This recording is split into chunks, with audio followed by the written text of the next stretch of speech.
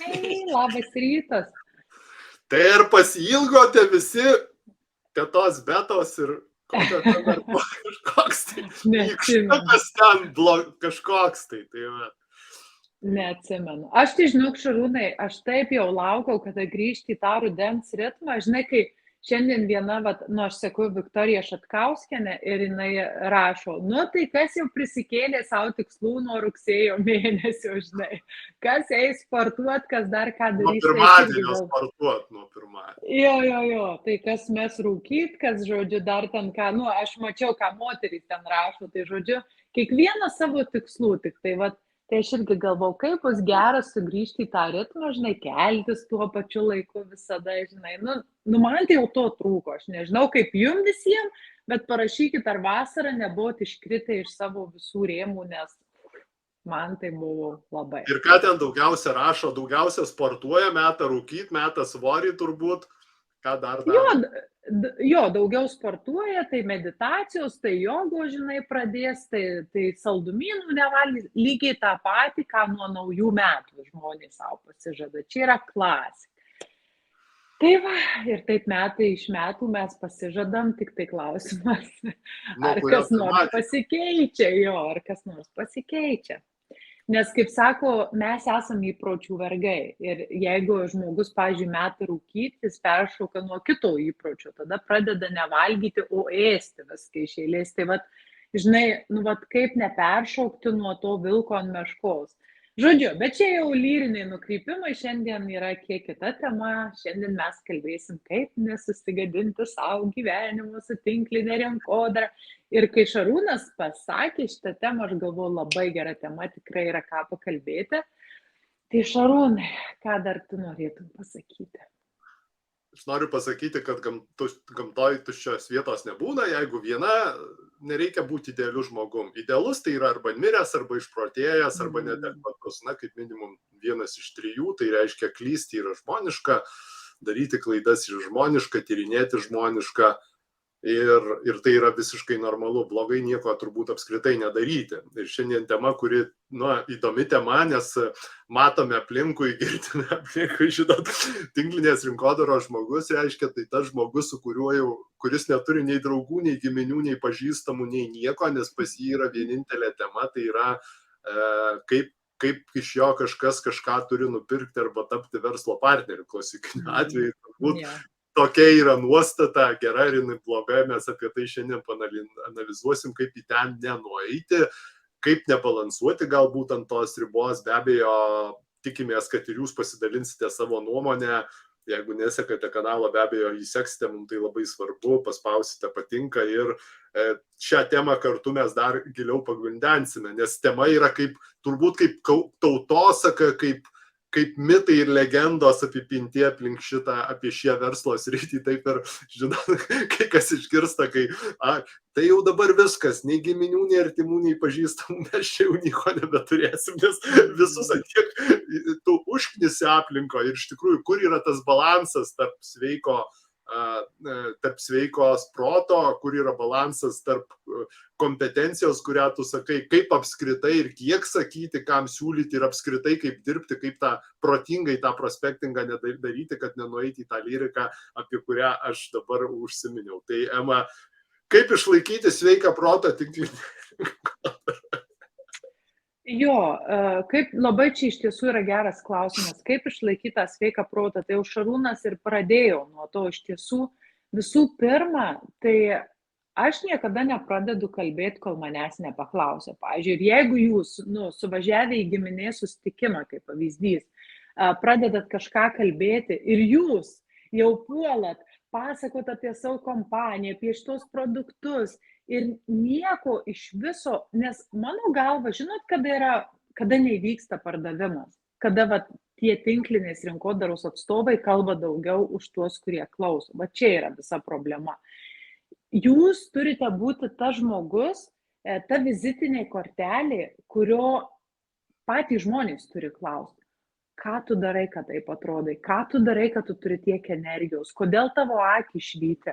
Kodėl tu neini į darbą?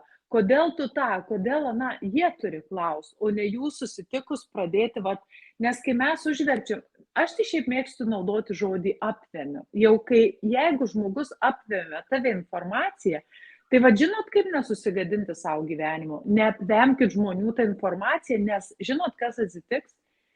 Nesvarbu, ar jūs giminaitis, ar jūs draugas, ar pažįstamas, tie žmonės, pamatę jūs gatvėje, pradės eiti į kitą gatvės pusę arba apsimes, kad jūsų nemato. Kodėl taip yra? Nes jie žino, kad jeigu jūs susitiksit akis į akį, jūs iškart pradėsit pasakoti apie savo kompaniją, apie savo produktą, apie tai, kaip čia reikia ir jam ateiti ir prisijungti ir čia padarys verslą ir keliausit po pasaulį ir automobilį dar galima ir dar tą ir aną ir 5 ir 10.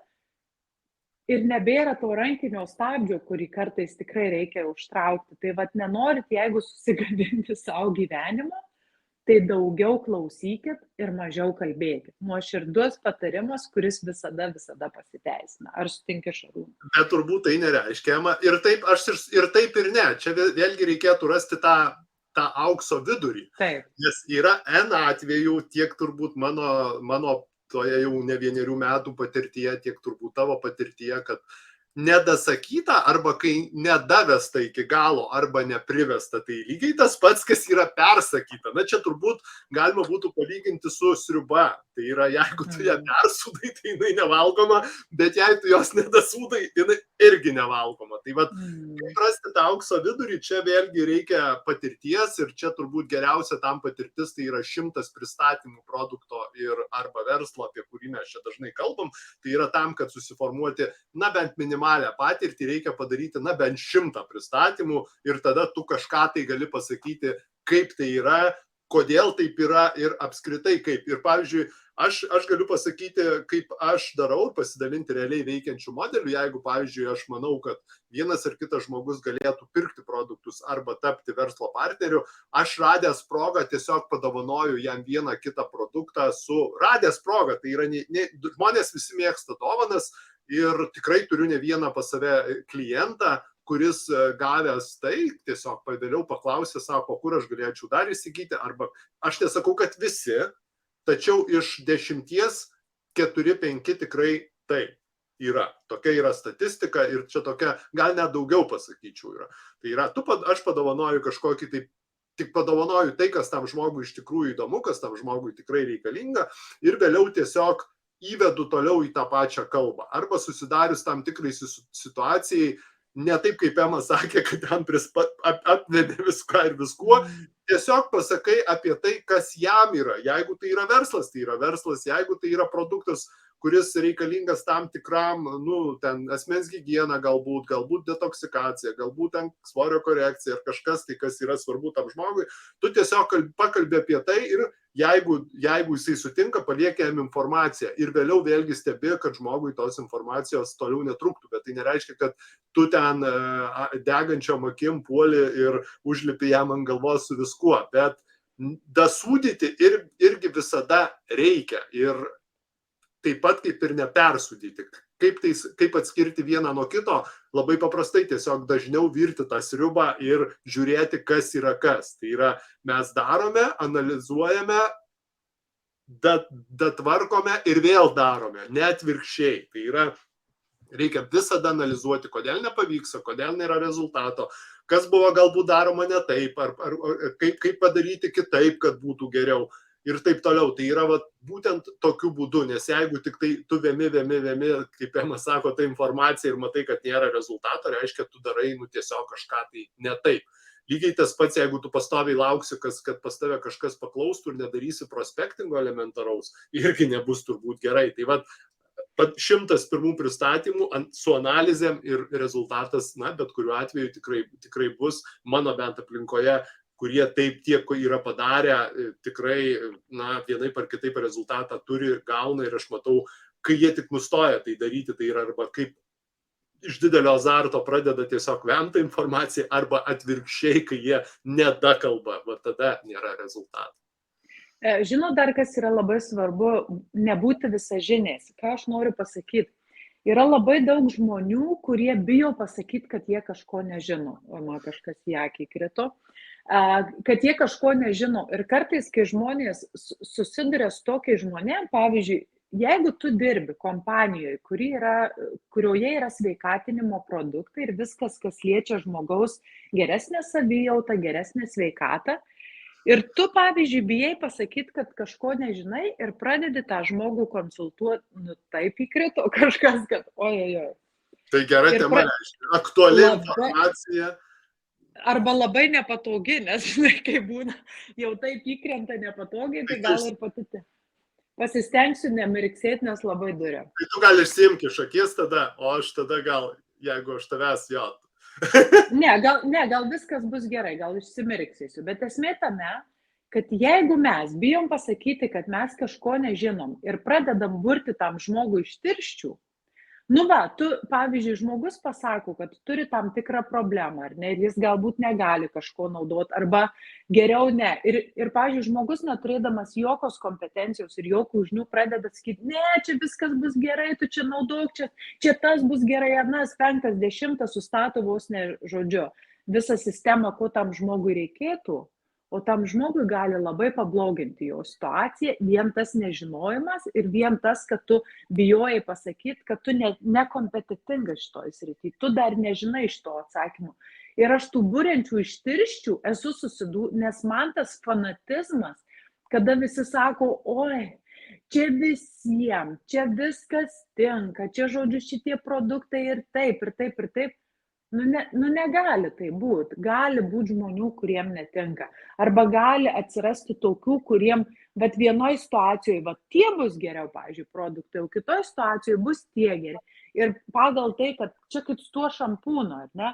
Pavyzdžiui, kad močiutei, tetai ar kažkas vienam tinka vienas šampūnas, tai nereiškia, kad jisai tiks ir tau.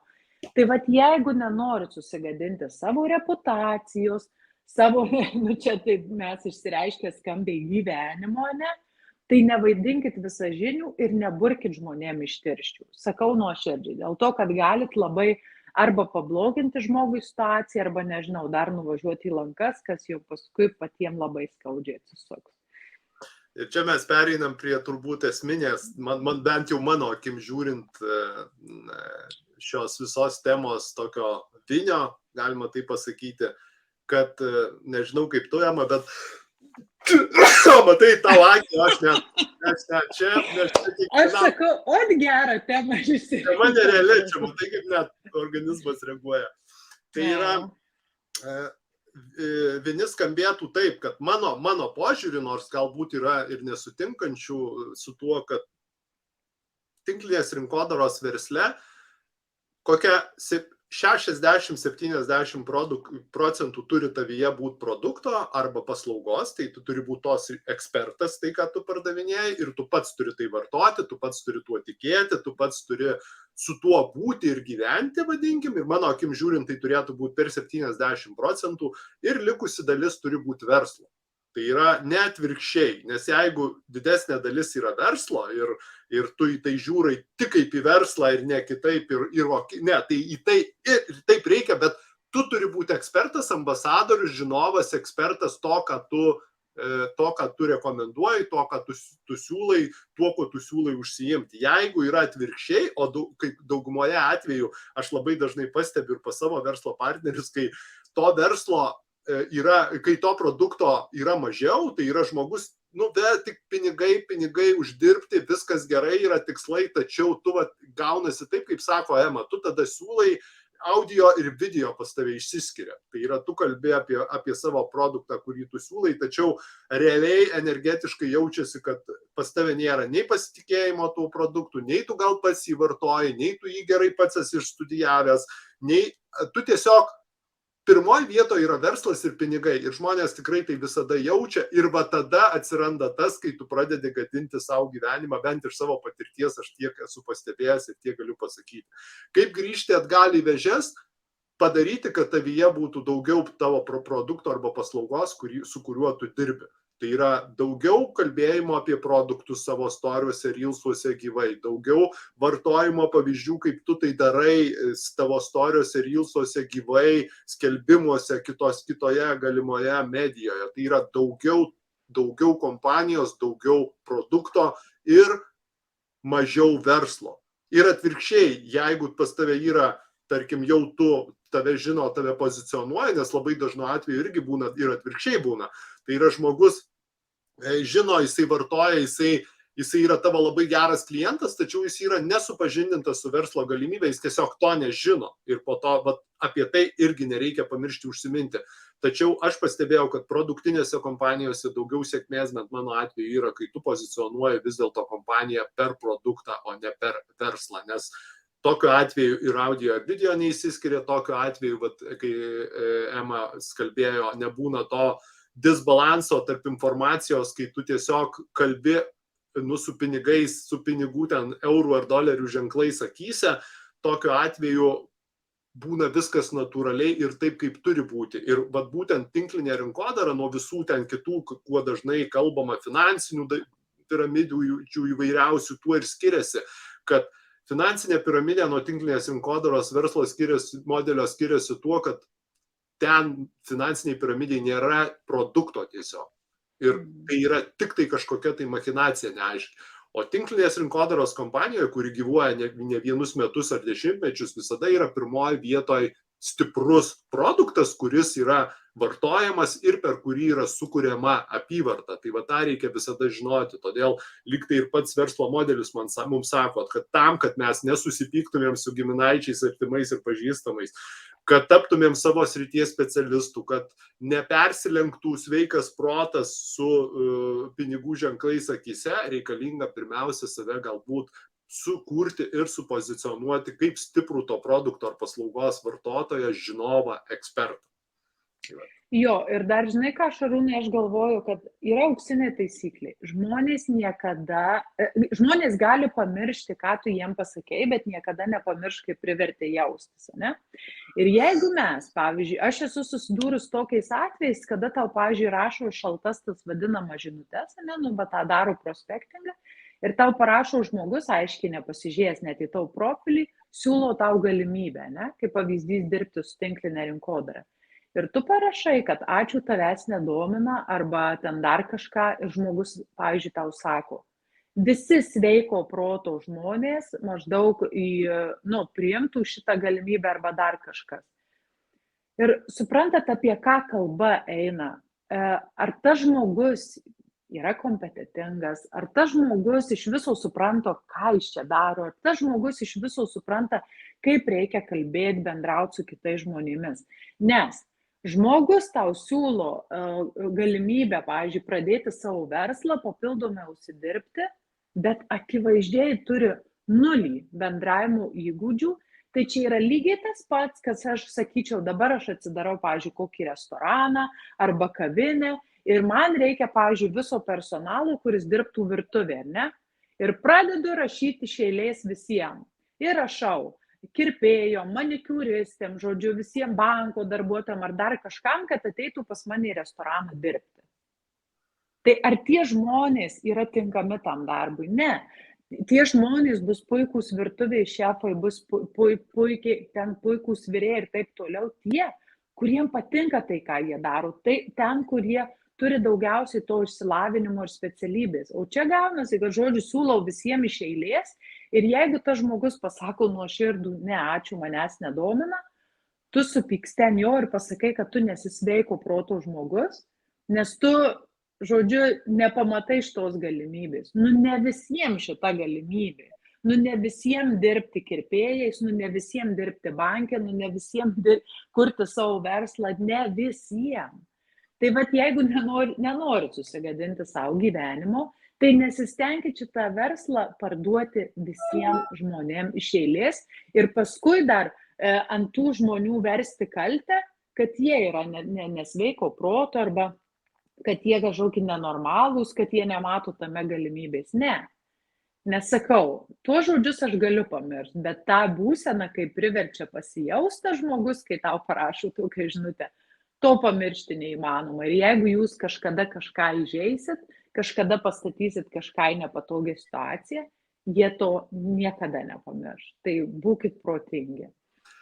Bet tai nereiškia, kad visi tiek pirmi 3 ratai tavo aplinkos neturi žinoti, kuo tu užsiemi. Ir jeigu tu parašai žinutę, kad aš kaip pavyzdys, vat, esu šioje srityje, man tai įdomu, galima neminėti kompanijos pavadinimo, tarkim, na, kaip pavyzdys ten svorio korekcijos srityje, man tai neįdomu, atsako, suprantu, puiku, bet jeigu tau kada nors bus tai aktualu, tai žinok, į ką visada galima kreiptis. Ir tu duris palieki visada atviras ir žmogui anksčiau ir vėliau vis tiek tai ateis. Lygiai tas pats liečia ir tavo artimą ratą žmonių, nes kai tu ateini, didžiausias gyvenimo susigadinimas atėjęs į tinklinę rinkodarą, tai turbūt yra su mūsų artimai žmonėm, kuriem tu visiems puoli siūlyti, kišti ten ir viską daryti, kad jie pirktų ten tavo tas prekes ar paslaugas ir natūralu, kad pradžioje būna ta reakcija, jinai atmetimo tokia reakcija būna, bet tai jiem nereikia kišti galbūt siūlyti, jiem reikia galbūt tiesiog supažindinti, kad tu pradėjai tu užsiimti. Dar geriau,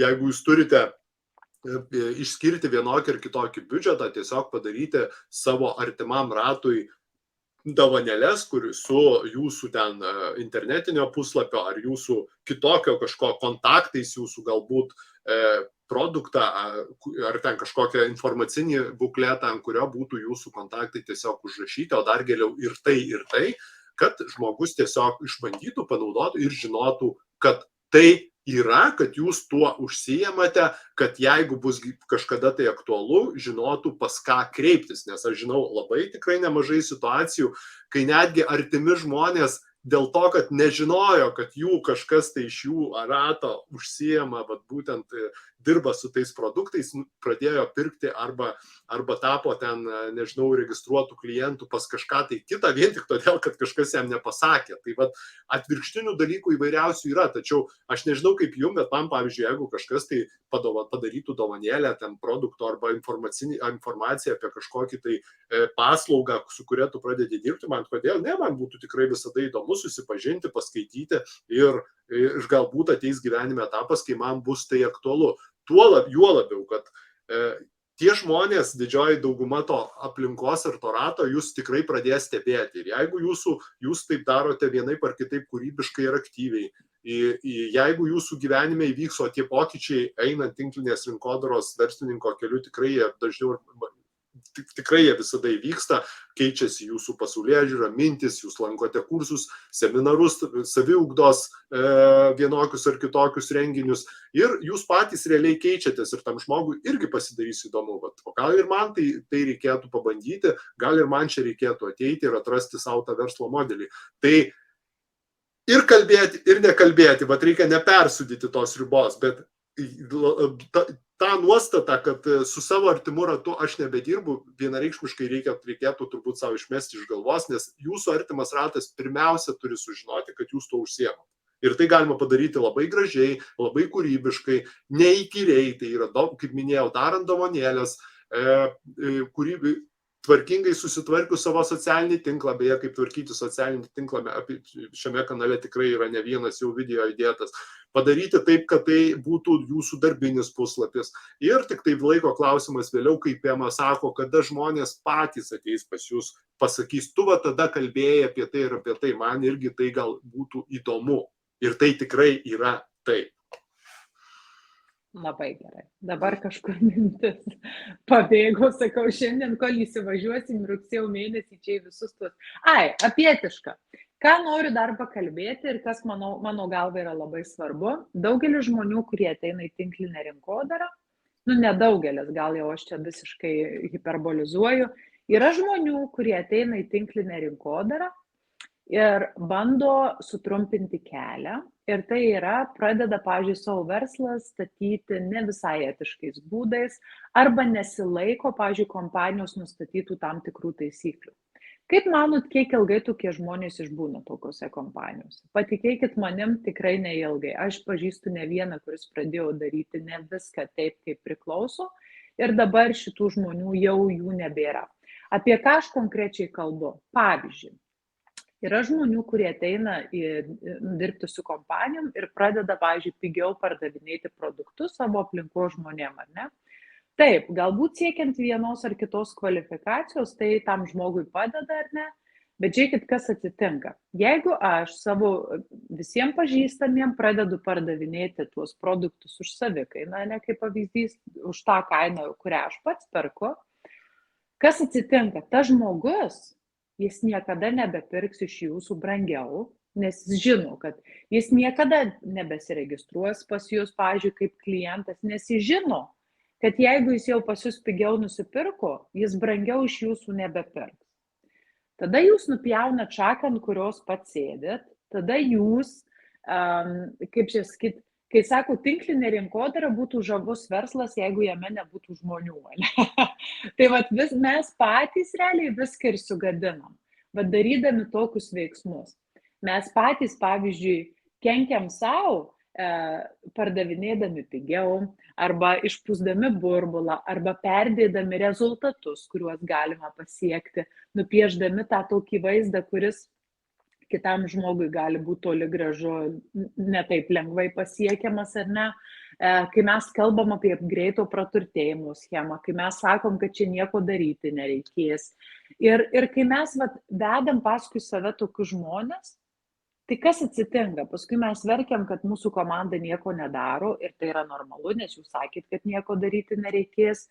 Mes neuždirbam greitai ir didelių pinigų ir tai yra normalu, nes tinklinė rinkodara yra ne apie sprintą, o apie maratoną. Ir visi šitie dalykai.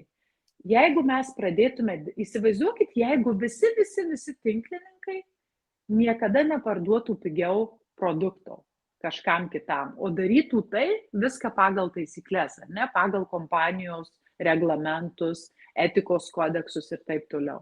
Jeigu mes neviliotume ir nebrakonieriautume žmonių iš kitų kompanijų, ne? Jeigu mes darytume viską kaip priklauso, įsivaizduokit, ant kiek pakiltų tinklinės rinkodaros prestižas. Įsivaizduojat? Bet ne, mes kažkodėl ieškom trumpesnių kelių, mes kažkodėl bandom pavogti žmonės, mes kažkodėl viliojam kitų klientus ir taip toliau. Kodėl mes tą darom? Nežinau. Bet faktas tas, kad tai yra šakos pjovimas. Ir va taip mes susigadinam, nes tai yra apie mus, tai yra apie mūsų reputaciją.